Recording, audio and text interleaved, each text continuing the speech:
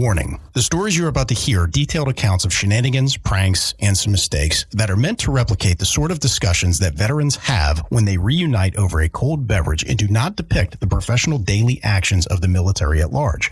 We hope to make you laugh, but not to disrespect our proud men and women in uniform. Listener discretion is advised.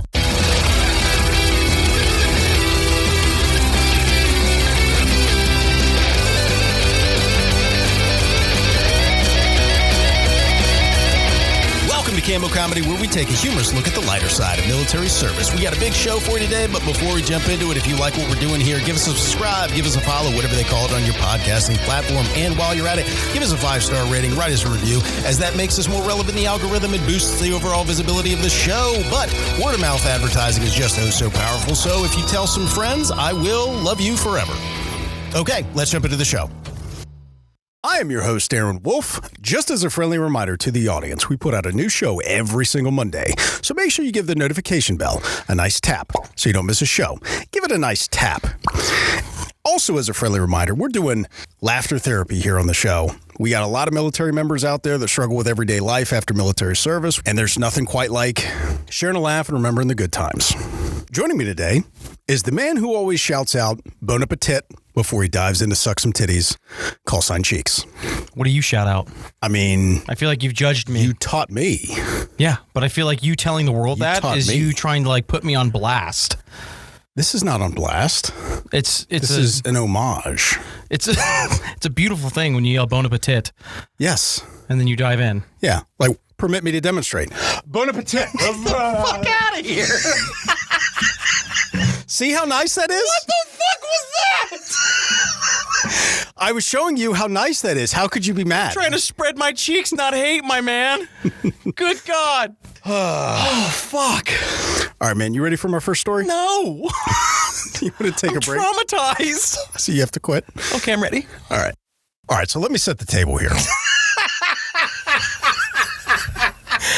This story takes place about 15, 20 years ago between two main characters, right? We're going to call them Alex and Dave. This is also an Air Force story. Okay. So this is in an airport.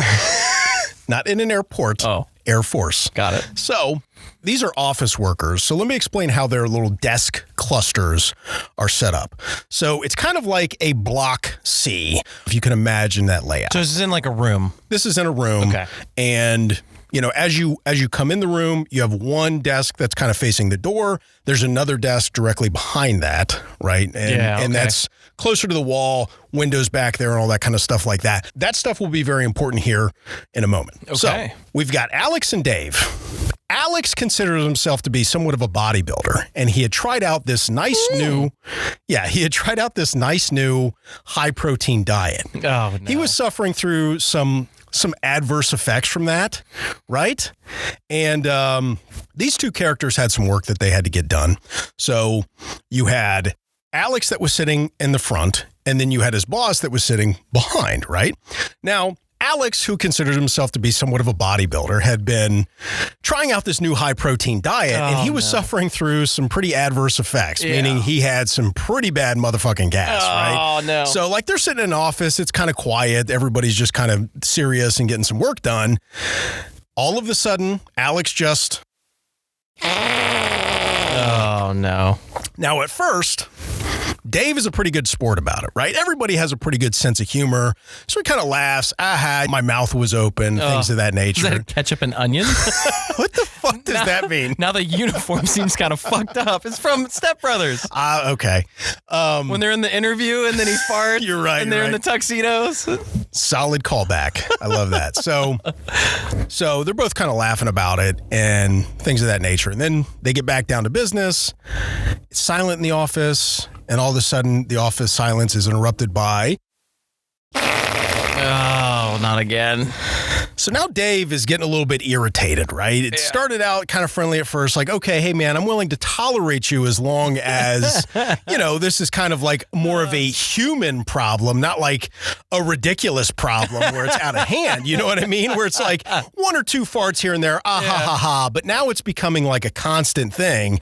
And his boss is like, hey, man, are you going to be okay? Like, what the fuck is going on? Right? So he's like, hey, man, sorry, I'm trying out this new diet. Yeah. I didn't realize it was going to have these kind of effects. Like, I'm doing my best. And he's just like, and it's just kind of like. Do your best outside of the office, man. Well, they both had to do some work, but the boss was up against some deadlines, right? And up against the wall. He was up against. Trapped in there. Silence is broken again. Oh, no.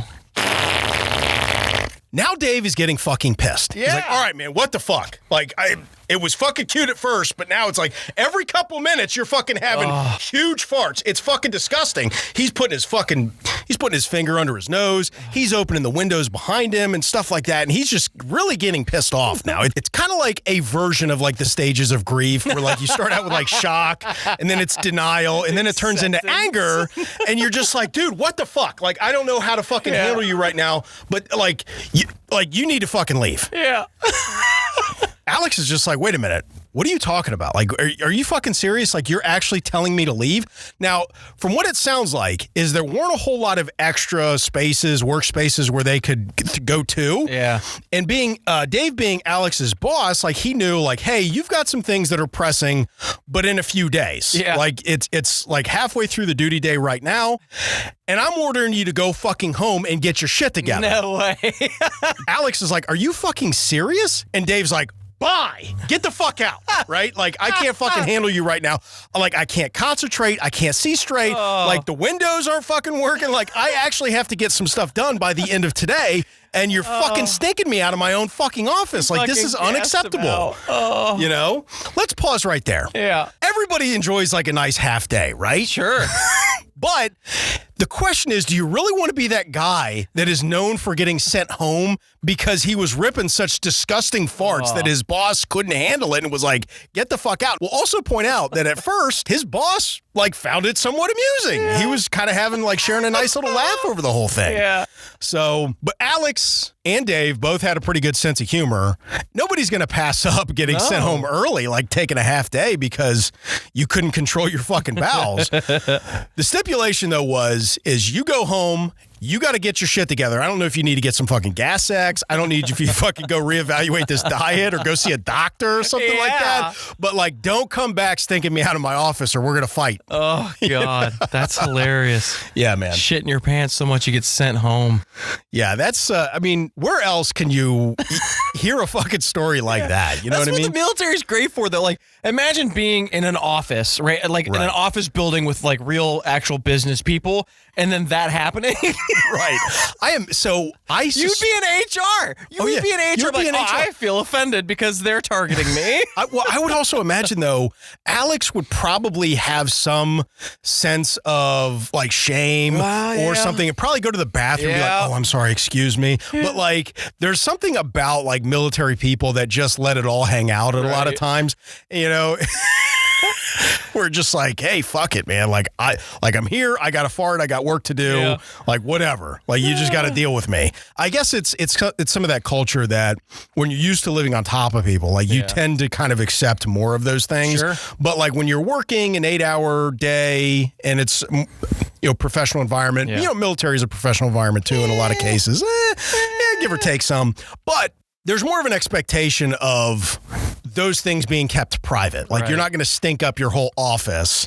You know, good luck opening a window in, like, a skyscraper or something like that. But anyway. The shame monster is non-existent in the military. Obviously not.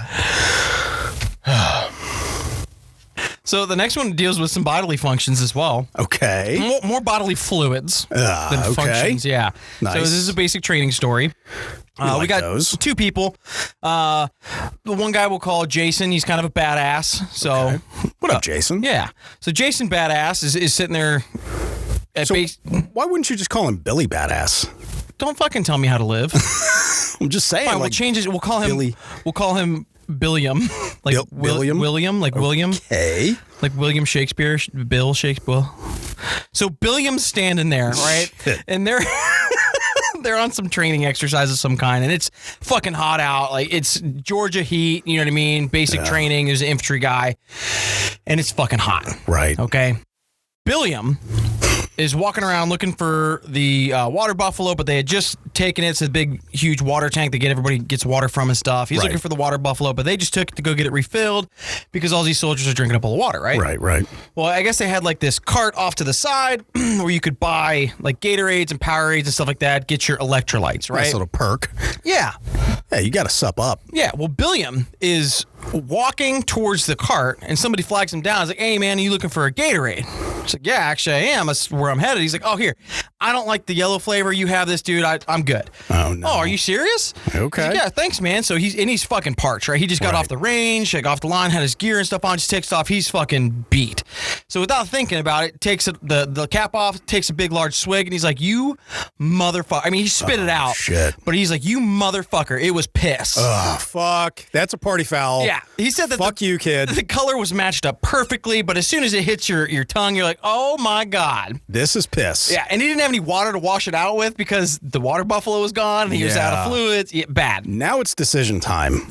How does Billiam handle this motherfucker? Billiam Badass walks over to this guy. I mean, he's obviously not far, so he takes a couple steps, grabs him by his collar and picks him up off the ground. Oh, shit. And he's holding him nose to nose. He's like, I got you, motherfucker. Because he knows he can't beat his ass right there because there's drill sergeants and everybody around. Right. But they were starting combatives next week. Okay. So it was like 3 days until they start doing their combatives training. Yep. Right? So Billiam grabs a hold of this guy, goes nose to nose. He goes, you're mine, motherfucker. We start combatives next week. And everybody knew. That's a strategist right there. Yes. Everyone knew that Billiam had like multiple black belts and grew up doing martial arts and stuff like that. Right. So like nobody wanted to fuck with him. Yeah. In all fairness, though, like if he had lost control right there, it'd be really easy to break up. Yeah. And it's not going to be easy to like really get your digs in. Yeah. He's playing chess, not checkers, right?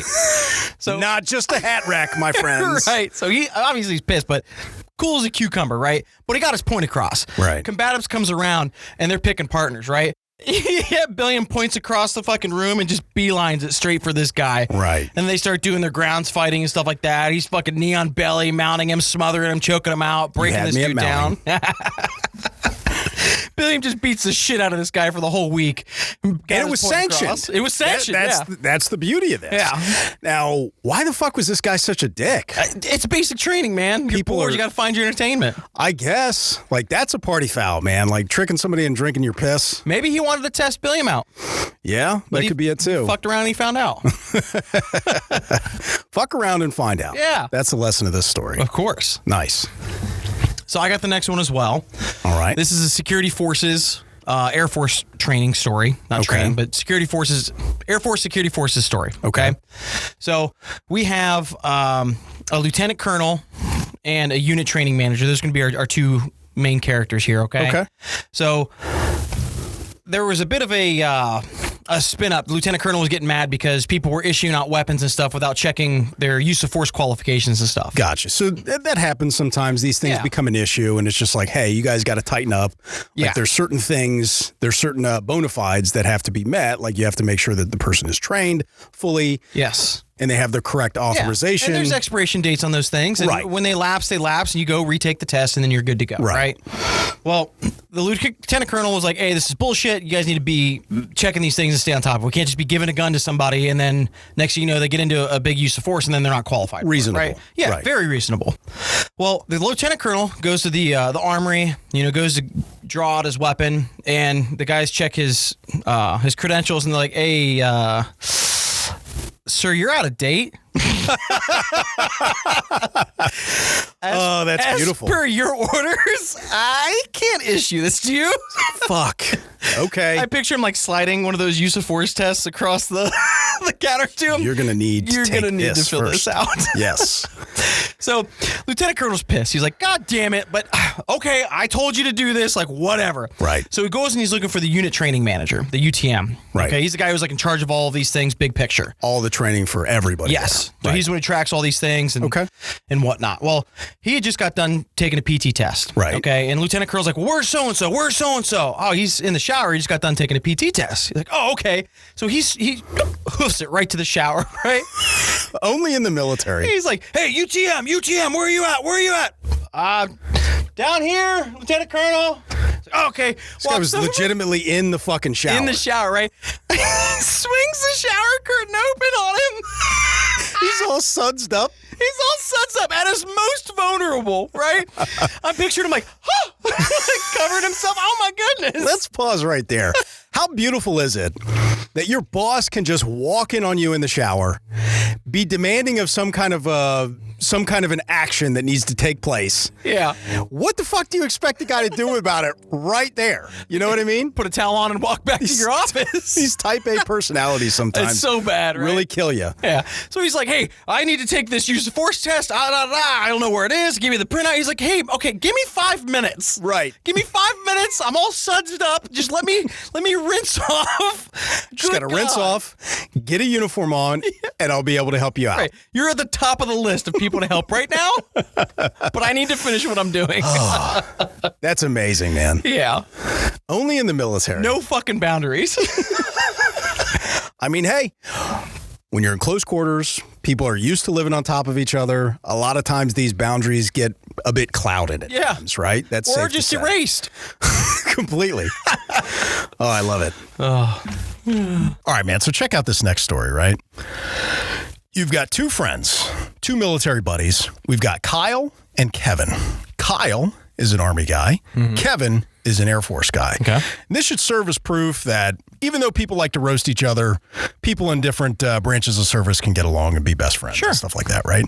Now, I have plenty of friends that are Marines. Love the Marines. We need more Marine stories. We do. Damn it. We need some Navy stories is what we need. Yeah. We need some Navy and some Marine. Coasties. I wouldn't mind some Space Force. Nah. Are we gonna discriminate against the Space Force? That's something we can all come together Coast Guards, like everybody is just like, nope. Yeah. We don't give a shit about satellites. Unless there's fucking space aliens. I want aliens. Yeah. If there's aliens, then okay, you're legitimized. Okay. Legitimized? Legitimate is? Legitimate tit. Bon appetit. Bon appetit. All right.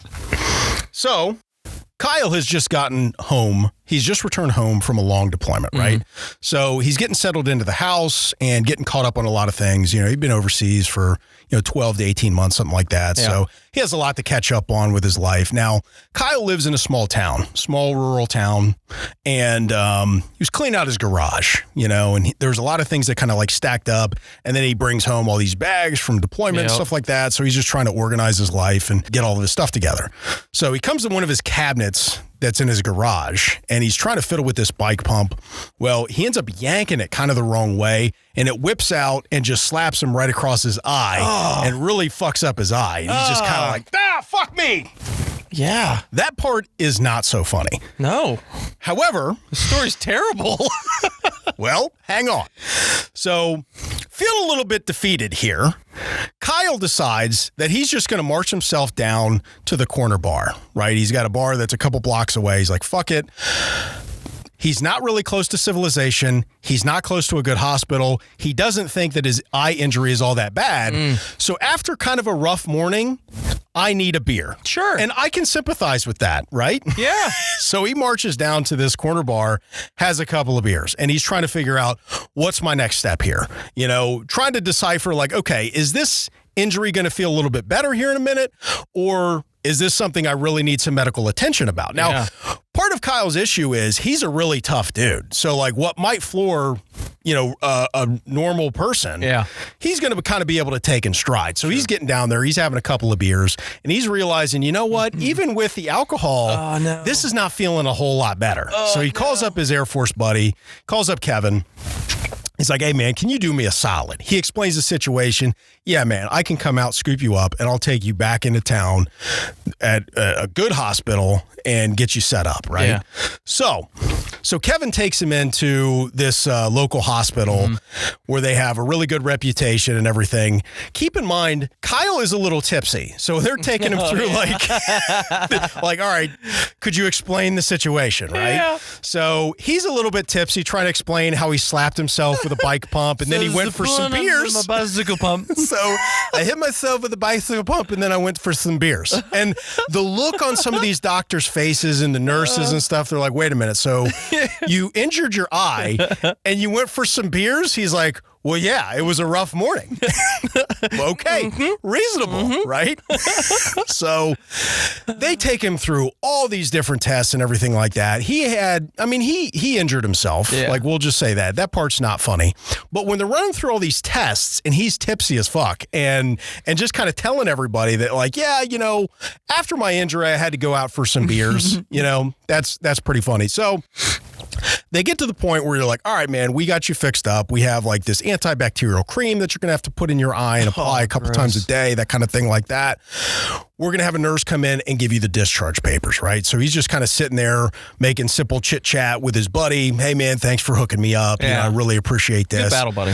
Or wingman, because they're different branches. Yeah. So we'll just say for the sake of the story that he injured his right eye. Sure. The nurse with the discharge paper enters through the door that's on his right side. She's got a clipboard and she's just like, hey, Kyle, just so you know, we got your discharge papers here on this clipboard. If you could just go ahead and sign that you understand everything, all that, typical stuff. Yeah. So Kyle reaches out his arm and he blasts right into the nurse's titty. He does not say bon appetit. But it was clearly an accident, so he went bright red. Yeah. Like, he is all embarrassed, like, sorry about that. I've had a few to drink, and I can't quite see off this end.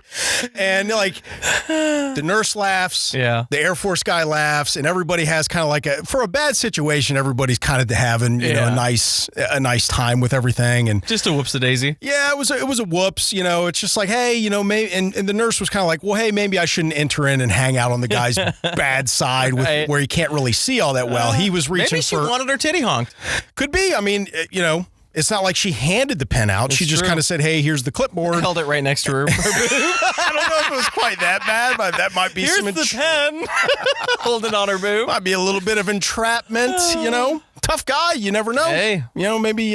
Did he have a sweet eye patch at least? He did not. I don't think. Come on, you got an eye injury, you got to have an eye patch. I think there was like gauze. I think he said there were like gauze up there, or something like that. But like, you would really want like a Jolly Roger, something just kind of hanging out on there, and just be able to. We should get Cammo Comedy eye patches. I don't know how well those would sell, but I'm down for it. I don't. Are we sending a message that we intend a lot of our audience members are going to injure their eyes? Well, we can't. We don't condone you injuring your eye, but if you do, email us. Maybe we should just have Cammo Comedy like bandages, like a first aid kit. That'd be cool. Cammo Comedy. Yeah. Dick sleeve. Yeah, but like when you go to open up the gauze pack, like those toy snakes jump out at you. Novelty. It's a gag kit. Oh, that would be bad. I love it. Bon appetit. Bon appetit. Hey, thanks for checking out the Cammo Comedy Show Podcast. We got a fundraiser going on right now, so if you like what we're doing here and want to keep us rolling, consider making a contribution. We'll put a link in the description. Also, we had some fun animations made up for this fundraiser, so we'll put links for those in the description as well if you want to just check those out. Also, don't forget to tell a friend about us if you love what we're doing here. Word of mouth advertising is very powerful, and we really appreciate you for helping us out. If you've got any funny military stories of your own or know somebody who does, drop us a voicemail at area code 531-222-6146. Also, we've got an email open. That's stories@cammocomedy.com. That's stories, STORIES, at CAMMOCOMEDY.com. We'll have a lot more fun announcements coming soon, so stay tuned. All right, I'm going to go microwave a croissant. Later.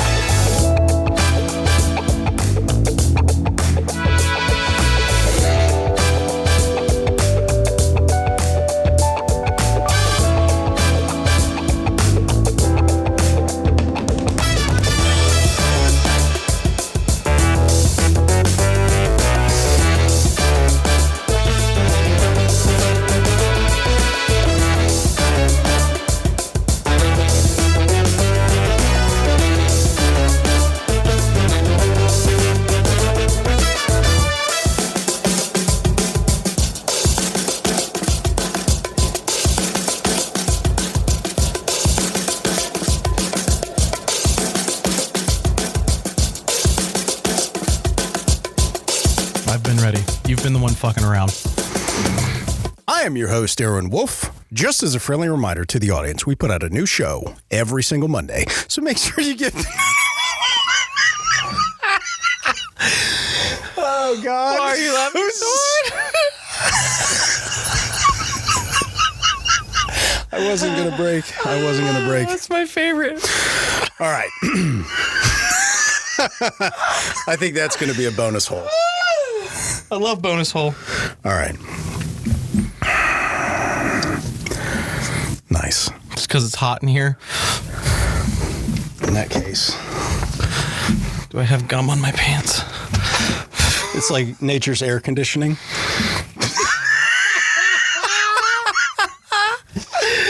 Nature's air conditioning bowls out on the show. Smell my taint. It's so sweaty. It smells delicious. This short one today. That was